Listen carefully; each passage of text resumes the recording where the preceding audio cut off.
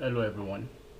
Yeah, today we'll be looking at how we can fill in the attribute information of special entity.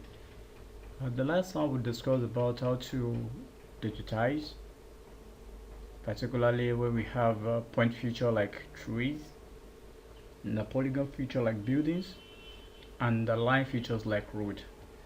And don't forget that I made mention of it then that the representation that we are going to give each entity will depend on certain factors. One, the scale of the job. That's the scale at which we are working will determine the kind of representation we're going to give a particular spatial entity. Uh, Another thing is client specification. That's what the client desire will determine that. And the other thing I made mention of that day is the purpose of production. That's why are you producing, or why are you representing what you're trying to represent will determine the type of representation you're going to use for each entity. So the last time we'll make use of point for the trees, polygon for the buildings, and line for the road. Also, I also told us that we can make use of line for river, but there are certain situations that you have to make use of a polygon for river depending on the width. So today we are going to be looking on how to integrate the non-spatial data into our uh, attribute table, which is also a kind of a database. You know, one of the strengths of GIS is its ability to integrate data from different sources. That is, its ability to integrate the graphical type of data with the non-graphical type of data from which query and analysis can be called upon. So for the purpose of this class, we'll just look at quick thing. Like this is the attribute table of the tree. Just come here, I right click, I open the attribute table. So assuming aside from the location of this tree, I have information about the type of the tree they are, and I want it to be inside my database. So what I'll just do is I'll come here, I'll create additional field, I'll call it name. I will change the data type. Of course, name, what I want to be writing there will be in text. So I'll look for text. I can reduce the size of my text to be maybe 21. I'll click OK. So it means this field has already been created. Another thing I would like to do is I would like to get the value of the coordinate of each of these trees, their location. So what I would do, I'll create another field. I'll call it long. Of course, that's the short form of longitude. Longitude definitely will not be a whole number, so I'll prefer using double. I'll click OK. I'll come back. I'll create another field for lat. So I'll also make that one to double. Then I'll click OK. So after that, what I will do now is for me to start filling in the names manually. You can see I want to be typing the name, but this is not giving me the option of typing in anything. So what I will do is that I will start edit before I can have access to type anything here. So I'll just come to my editor, I'll drop down, start editing. So once I click on this, it will give me the room to type any name that I want to put in here. So, and another thing I want to call your attention to, we are now in editing session now, but can we create additional field when we are in editing session? No. You can see this is not active, all because we are in editing session. So if I should stop edit now and I come back to that table option, you see that our add field will be active. So please take note of that. So I will now put the name. I will just put any name. I'm not too sure of the name of all these uh, which one? Mango, cashew, um, which other tree? Apple tree, pear, mango. I'll just put this four and see how the thing will look like at the end of the day. That mango, the one I wrote initially, starts with capital M, because if I should write another one with small m, the software will be thinking they are different tree type of tree. Apple, mango, cashew, of course capital letter, mango,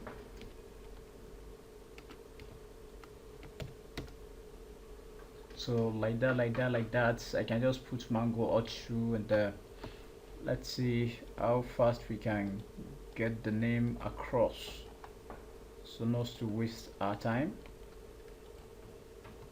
I'm just putting anything. It's not exactly the name of those trees, but just to see how things can be done. What I'm doing now is that I copied and I'm pressing Ctrl V to paste the name, so that this thing can be done as soon as possible. So let me copy one for the apple too, and let's see how fast we can paste that.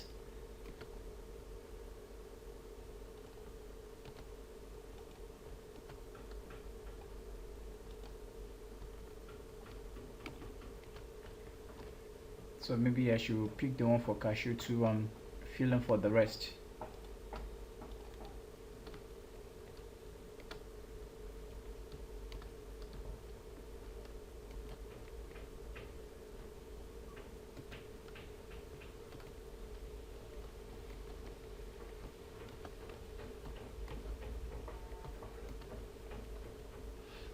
So I filled all the names, so I can now save, edit, and stop edit.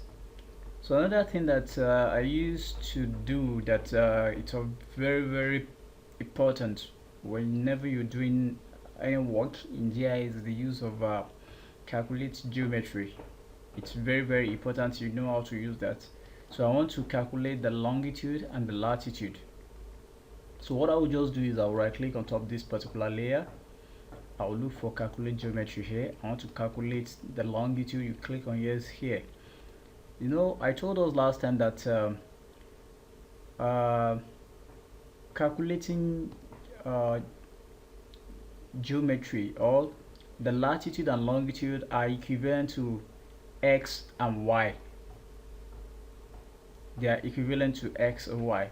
Let's quickly look at how that is possible, because it needs some little explanation, which I believe that it's very important to talk about it. The reason why I want to talk about this is not far-fetched, is because many people don't understand the concept behind that. I'm looking for something to draw. Let me see, can I get anything to draw here? Let me see. Okay, let me firstly use this. Assuming this is the globe, let's say this is the globe.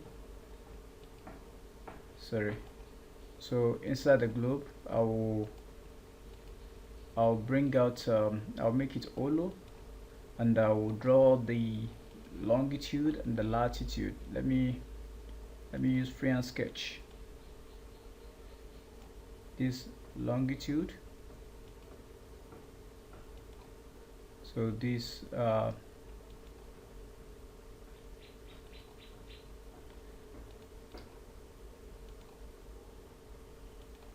and this latitude, of course. But in our regular mathematics at school, we have horizontal axis, and we have vertical axis. So this one is our x-axis, while this one is our y-axis. But don't forget, the value of this line here is still the same thing here. which is our y axis, the value of this very line here is still the same thing here, and the value of this line here is still the same thing here. So now they will now number this one to be, maybe let's say, let me quickly see how we can work on that. I wish there is a tool that can give us that opportunity to be typing easily, so that to save us time of picking tools. So these are the x-axis. So this, maybe this one, assuming this one is 0, this one is 2, this one is 4, this one can be 8, this one, let's say 10. So these are the lines on the x-axis. The same thing go for the y-axis here.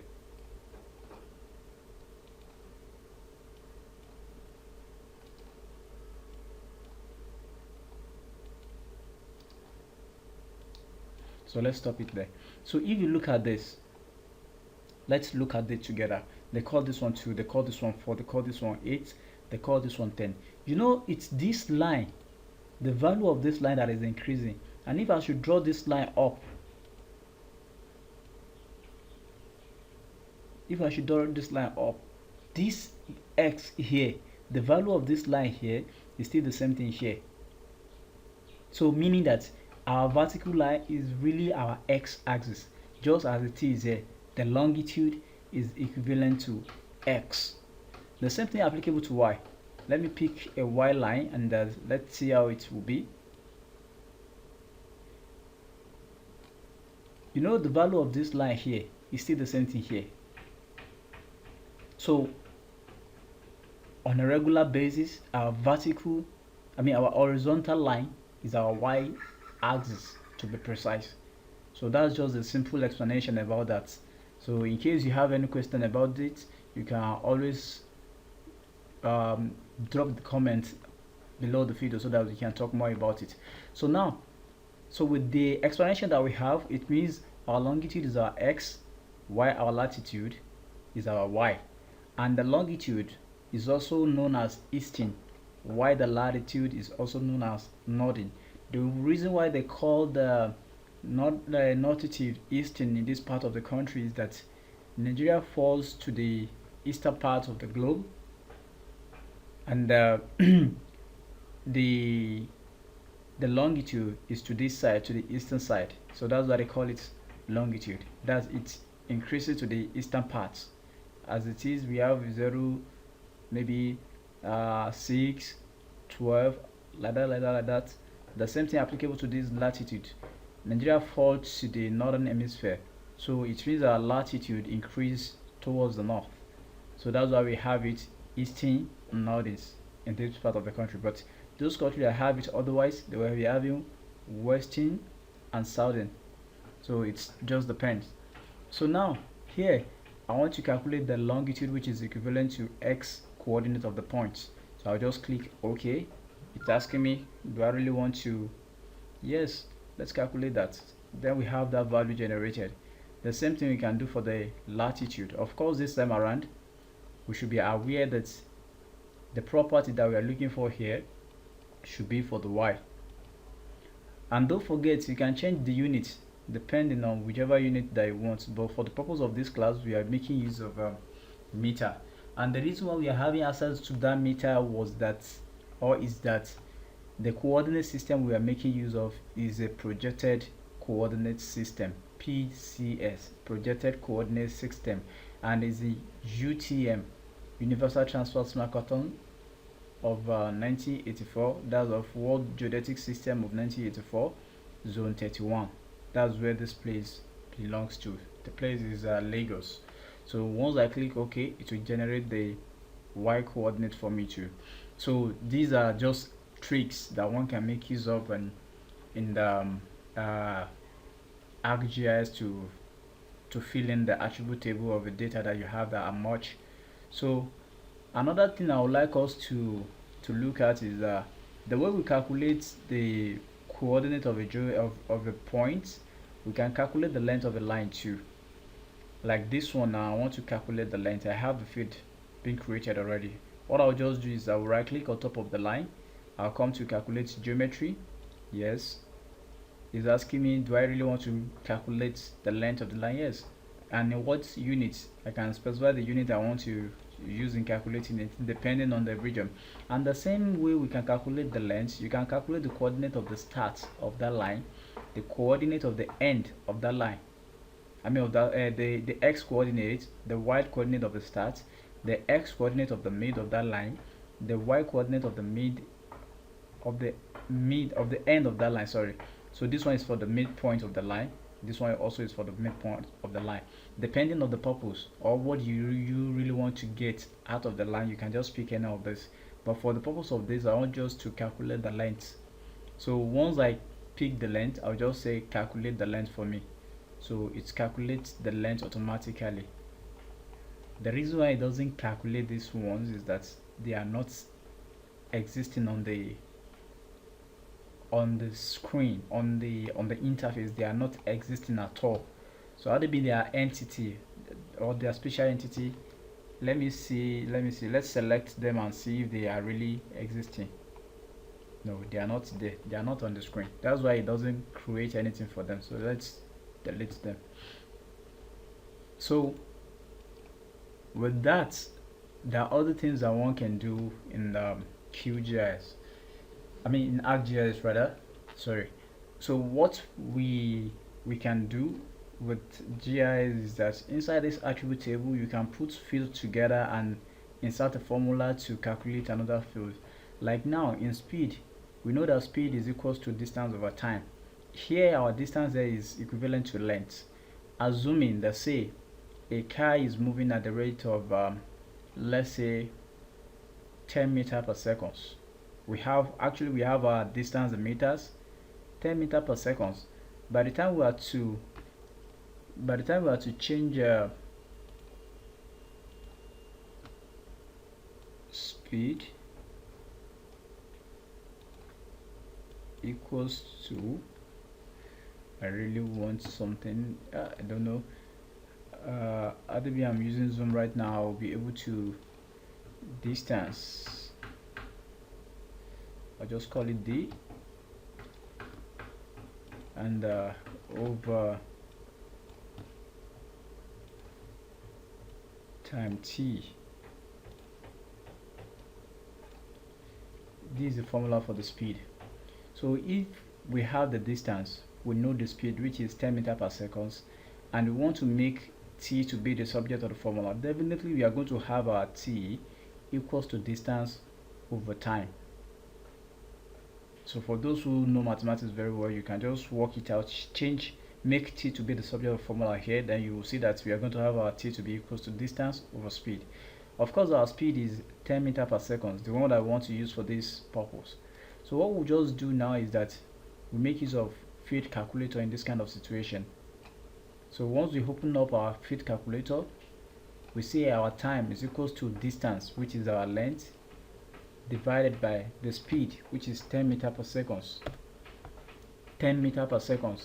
But don't forget, we might want to convert that to minutes or hours. It just depends. You know, 60 seconds make 1 minute.